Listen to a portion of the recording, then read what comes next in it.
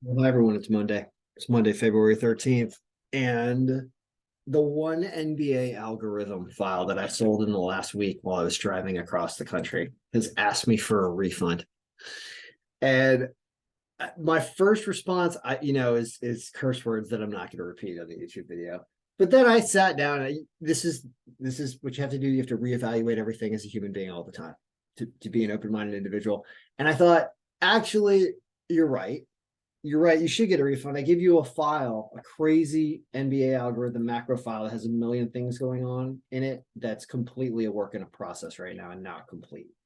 So you're right about that. And I said I was going to work on it. And so I need to work on it because if there's one thing I can promise you and always deliver on, it's that spending time on the algorithms to make them better and programming adjustments is what I've been doing forever, for decade plus. And so we can always make them better, and to not work on them is to give up. And so I kind of gave up for a while because the YouTube channel I was on that got to 4,000 hours is never going to be monetized. And so I was a little down for a while, but that's even more of a reason to do videos on this channel about the NBA algorithm. So we're going to talk about the NBA algorithm, which I have already done work on today for the first time in a while. The first time since February 1st, apparently. So I'm picking it up midstream, which is okay because we don't take into account streaks in this file. But I'm going to talk about what it can do if you purchase a copy, because if I put it for sale, this is why I don't like to put stuff for sale anymore sometimes, and I get complaints or something and somebody wants a refund, which is super rare, it makes me have to put forth all the effort to this, and I'm not getting paid for this. My videos are still making nothing. And I'm not really selling these. So keep in mind that all this time I put into this is just so that I can prove to you, and you can profit, because you know I never will, that I can prove to you that the algorithms are the best thing out there, the most predictive thing out there. And if you want to take advantage of them and learn them, I'm here to provide that resource. And to not do videos about it is for me to give up. And I'm not in the mood to give up right now. I'm happy with the new channel subscriber base and watch hours. So let's go to town on NBA. So the goal of this is really simple. Like, here's today's games, right? The goal is to get all these in order and have them all win, just like we do for college basketball, right? That's the goal. Well, in order to get that to work, then we have to get a good distribution of stats. And so I wanted to set this up somewhat in an automated fashion so that we can have the macro and the algorithm essentially test all of the different distributions that we think might be good and retroactively test all those results. So that all complicated jargon means that this area here, the combination testing sheet, needs to be massaged and correctly applied with a bunch of different percentages that we should really look at, as well. We should really dig in and really like, how much do we care about wins and losses? How much do we care about number of wins? How much do we care about number of losses? How much do we care about points for games? We should think about this in terms of what we think should work. And then we should test all different possible reasonable scenarios where we weight different factors to see if we find an abnormal stat that's really important, like rebounds or something. Well, I haven't done all this because the one person that bought this asked for a refund. That's why I haven't done any of this, because I got other things to do, right? Well, I just discussed why I have to do something with this. So what I did is I started creating some, and also here's what else I did. I shrunk the cube down. Instead of the whole season, because the beginning of the season is a disaster, and injuries and stuff, and the way I'm calculating points, I just went back to the beginning of the year, January. We're going to use a smaller sample, and we're going to look at this day to day. And then we're going to start crafting every day. We're going to do work on this to manually create something that would have done better than everything here by looking at the results. And I'm going to show you how to do that in this video. So here's what you need to do when you run the macro in this file. These are the steps, right? At whatever minute we are in this video. Step one is go look at your testing cube sheet. Is it blank? Do you have an old macro in here? You don't want an old macro in here. You want this to be blank. So number one, testing cube needs to be blanked out. There will usually be stuff here that you need to clear out. You want to leave just this cell E1, E2 right below here. This is where you're going to start pasting stuff. So that's check mark. Good. Next, we need to look at in the cube, we have a range that we have defined, a name. It's called cube history. We need to highlight it and make sure that it is showing that is a rectangle that's highlighting everything we want, and that's perfect because I already just did this.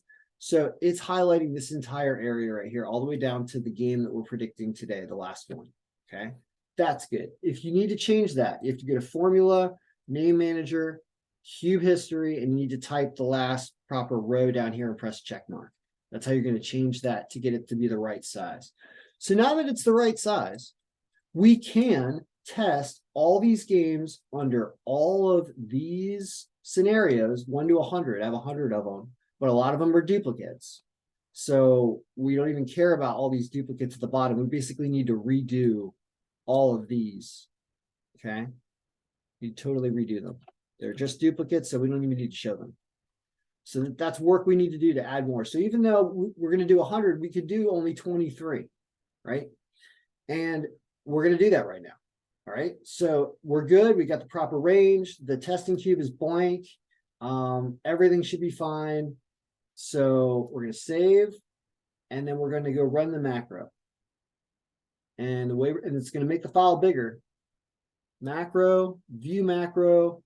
It's called full 500, even though it's only 100. And now it's off and running. And if it's working properly, it's going to compile a history for us, which we're then going to take a look at.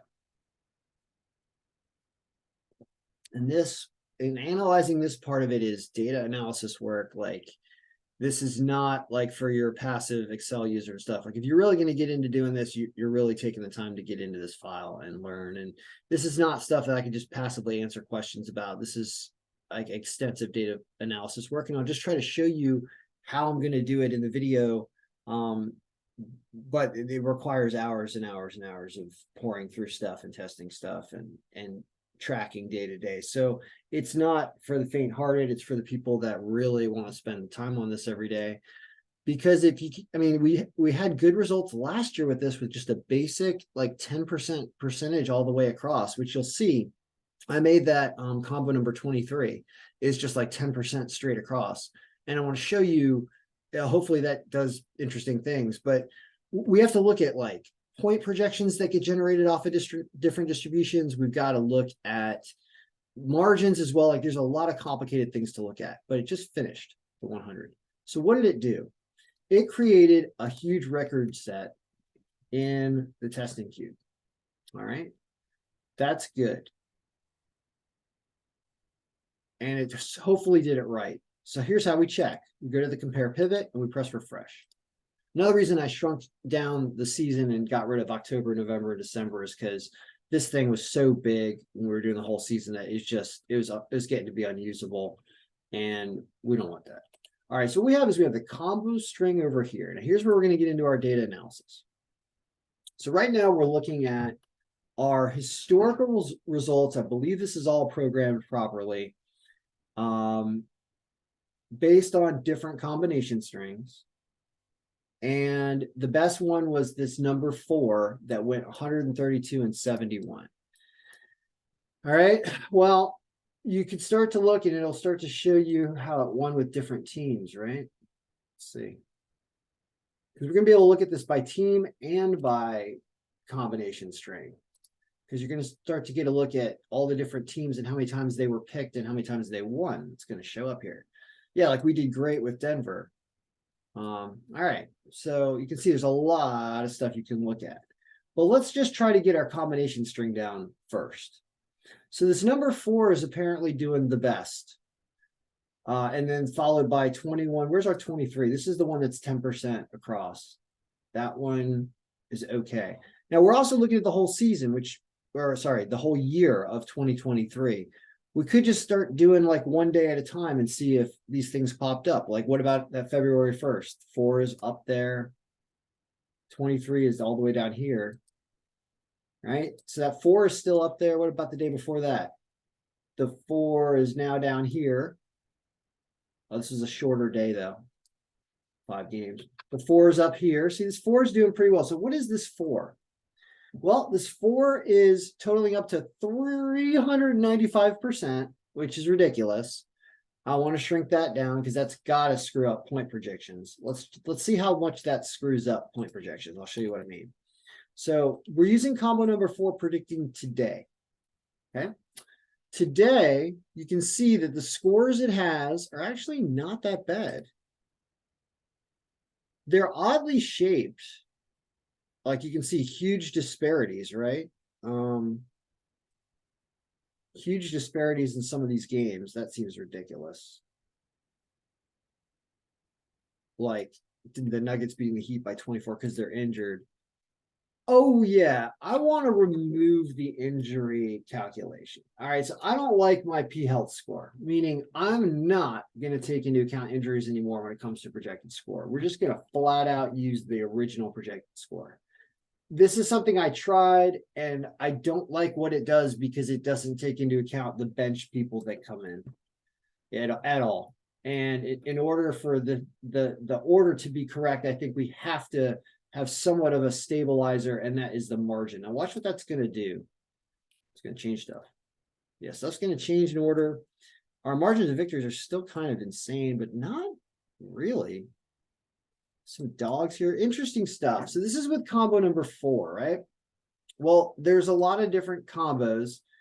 And while that 395, let's see what happens when we do. We'd have to rerun the macro, actually. All right, stuff's getting really, really complicated, so I'm going to slow down. So there's a ton of work and analysis that needs to go in to figure out what kind of combination testing. Don't ask me for a refund if this isn't perfect yet. You have to work on this. Like this is an ongoing process. Does everything else work? And can you get this to work? The answer is yes. I just did, right? I just got everything to work. Everything's working, right? We're looking at combo number 4 because that's the best thing we got so far. All right. We haven't talked about point spreads. We haven't talked about point projections so much. And now we're tied to margins. So you can get all marginal games on top. This is good. So if 4 is good, which we don't know if 4 is a great one, but it did okay. What do you do today? Well, the Nets, who no longer have anyone playing for them, right? Did I do trades? Oh, goodness. I know there are huge trades. Let's see if they're reflected properly. Do we have a matrix? We don't. We do. But we only has team names. Player stats. All right, so what happens with like Kyrie Irving? How do they list his stats? They have him on Dallas and only on Dallas. Okay, so people are working. Problem is team stats are being used way too much. Yikes. So we got another problem.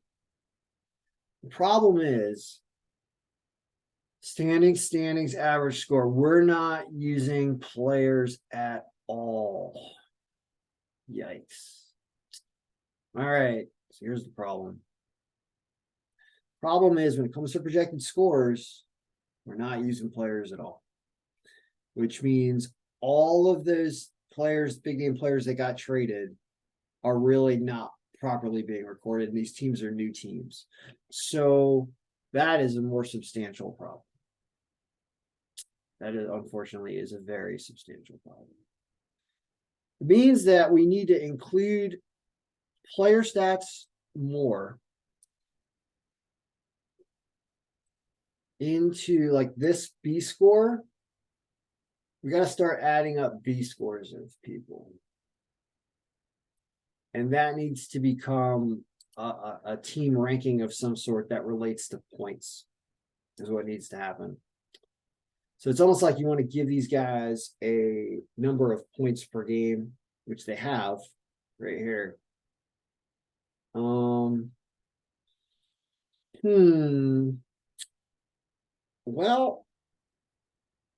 it's an idea, but you got bench guys, very difficult. This is very, very difficult. But that's what you need because you got to get Kyrie Irving on the right team with his 59% and not have him legacy using the numbers from Brooklyn. Trouble. Okay, well, that's where we're gonna go. We're gonna have to change that. Damn. So, like for example, this is what I would start thinking of doing. So now we have this P health score, by the way. So let's have fun with that. Let's try to simply sum up sum ifs, the sum range. Suns, where's the abbreviation for this team? There is no abbreviation for this team. All right, sum ifs, the sum range is going to be here, the player stats, and we're going to sum up their points per game. If the team name is the team name from the cube that is next to the team, right here. So it's just F4. You actually have to get rid of this cube reference when you do this. Otherwise, the formula gets screwed up when you pull it down. So it's just F4. And you get 168 points. All right, so now here's what you got. So you've got all players, including bench players, total points that are, we should get rid of injuries, shouldn't we? Injury status playing. So we're going to add another inclusion to that formula we just wrote, which is we're also going to say that another area we care about is the player stats injury. And this has to be quotation marks playing. So injured players and game time decision people are going to be out. Ooh. All right. Okay, but that lowered our score. Okay. 47. What? 41. Oh my God. Wow. Okay, so here's what that did. It didn't get the game.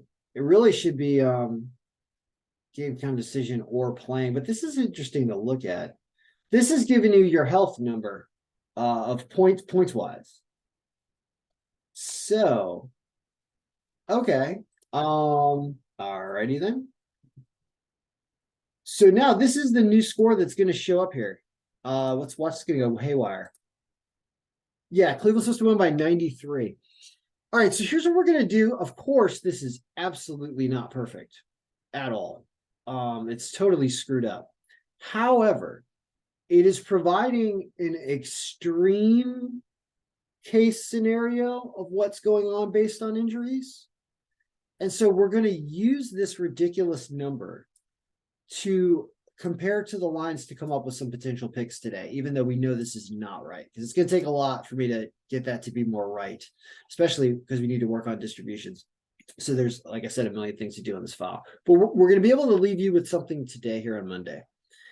And you have this, you have a game where normally the Bulls would beat the Magic in a vacuum because the margin's negative.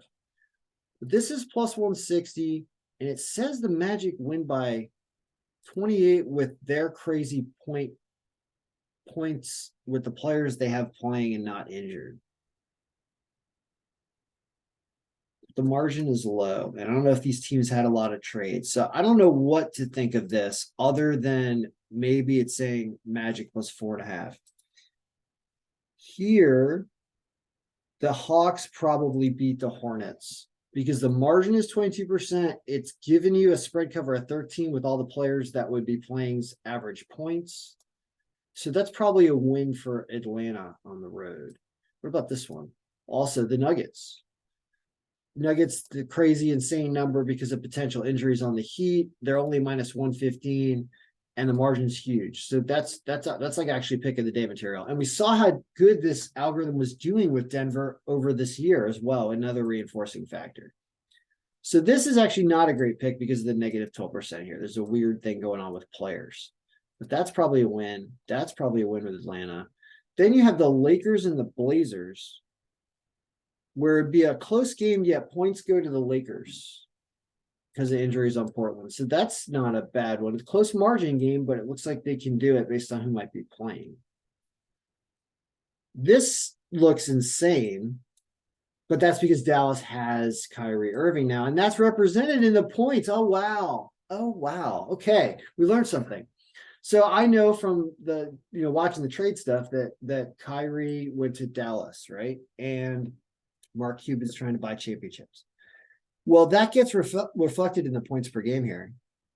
And that's why it has them winning by 15, even though normally they would lose to Minnesota before the trade. And that's why they're minus 275. So far, so interesting. Okay. Then you got the Thunder, OKC, shout out. OKC playing the Pelicans. They would barely win by margin. Says they win by more based on points of scorers. So that's not bad. Golden State, Washington, injured. Still says they win, even with injured players. 8% margin. Steph Curry's out, right? Sixers should not be minus 950, apparently. So I don't know whether I'm not missing too much in trades because the points is close. The margin is huge, though. So that's why they're minus 950. But something about the players playing in the game. So that would say Houston plus 13.5 because it says they cover that in this weird way we're doing stuff. But it does put this game way down here, even though the margins. All right. Well, I don't know. Jazz and Pacers says Pacers, but the margin's bad, so it's a toss-up game. So it's not as good as something like up here at minus 115. And then Brooklyn, who doesn't have a team anymore, is a dog against the Knicks. They would normally win based on the whole season stats, but barely win now. So what do you learn from this? What would you go with? Well, it looks like you go with Denver, Atlanta. It's not a good line, really, but there's a lot of consistency here. This is weird, but it's just weird. Because the margin is low, I'll stay away. And then the Lakers too. And the Thunder. Yeah, so it's the Thunder, Lakers, Hawks, Nuggets. All right. It's the NBA update. Sending the file to the guy. I know who you are. I know you're in a bad mood. The guy wants the refund. I know you're in a bad mood. I think I saw your Twitter, and I think I saw you had the Eagles last night, which, I mean, it's one of those where the algorithm accidentally gets it right, and I think everyone has a right to complain about a game-changing tug that wasn't on a non-catchable ball. It looks like to change to make it a seal for the Chiefs. That is sad. That is also football, and there's also gambling, and it just makes me want to end on, if you're gonna rely on this for anything important in your life, which unfortunately it becomes that way for those who have good days, and you're like, I could win a ton of money doing this, and you get into this mode where there's a lot at stake and it's very emotional in both directions. I've noticed that my life was awful when I was doing that. I really didn't enjoy anything. So it's something where you have to know what your limits are. And anytime, I've said this before, and I'll continue to say this because it really is true. Anytime you're betting any money that you care about, this becomes, I think, a negative influence in your life. If you're just betting for fun, for tracking, with money that would otherwise not be needed, essentially, then you're doing this right. And I mean, I would love to go crazy and wager a lot of money and try to turn this into a fortune, but I think that it would end up be me losing anything, just going through everything and just losing everything if I try to do that. So I understand that I'll do the algorithms and make them better, but the betting part of it is something that you really should take a look at, because if your emotions are getting driven, and you're negative because of losing, we all get there, but that means we're doing it wrong. So we just gotta relook at that. All right. So good luck, everyone. That's NBA update for the day. And I'll be back for a Tuesday algorithm podcast, maybe a recap of today, and a Tuesday algorithm podcast late night with NBA results here, as well as college basketball and hockey. All right. Good luck. May all your picks be winning.